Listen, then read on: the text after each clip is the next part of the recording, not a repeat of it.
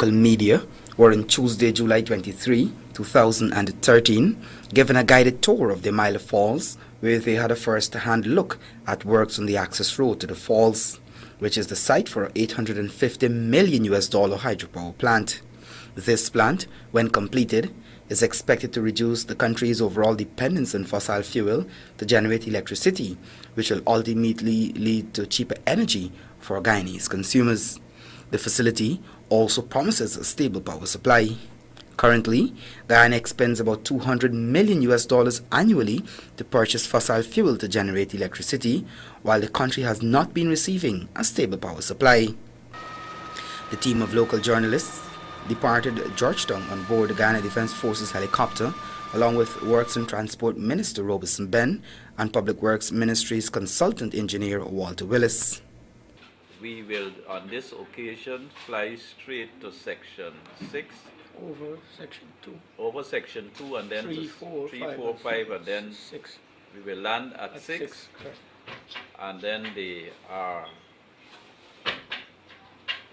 while we get a bit of a look around, the Corps will shuttle in the other crew, other set of people, the other team who will come in from Ogle and the White 12. Upon arriving at the location, the journalists were given a guided tour of the road. They spoke with Mr. Ben, who expressed the hope that all stakeholders would realize the importance of the project to Guyana's future development. This is not simply a government project, nor a PPPC project. It is also an APNU project and an AFC project because it's a national project. Of course, given the recent contretemps in the Parliament, the government is seeking ways legally and financially to examine what avenues are open to it to advance the project. But fundamentally, and this is why the matter was brought to the Parliament, if the government could have done it without the national consensus support that it required, it would have done so. But that is the cleanest and neatest way to get it done, and that is why we came to the Parliament to seek parliamentary approval, which we expected and were astounded when it didn't come. Of course, there will be examinations legally. The AG Anel Nanlal would be examining ways along with other legal experts.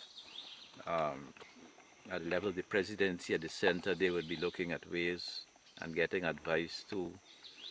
At the level of the Ministry of Finance, which has the responsibility for project financing, they also be looking at the issue. But as far as I'm aware, the neatest, cleanest, clearest, consensual route is via the Parliament. That is the preferred method and the preferred way, and I'm not aware of any other way that has been discovered as yet.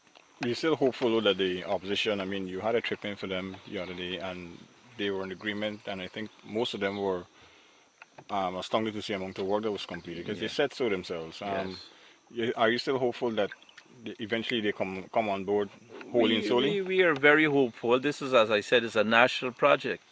This is about Guyana, not Guyana here or now, but Guyana advancing into the future. So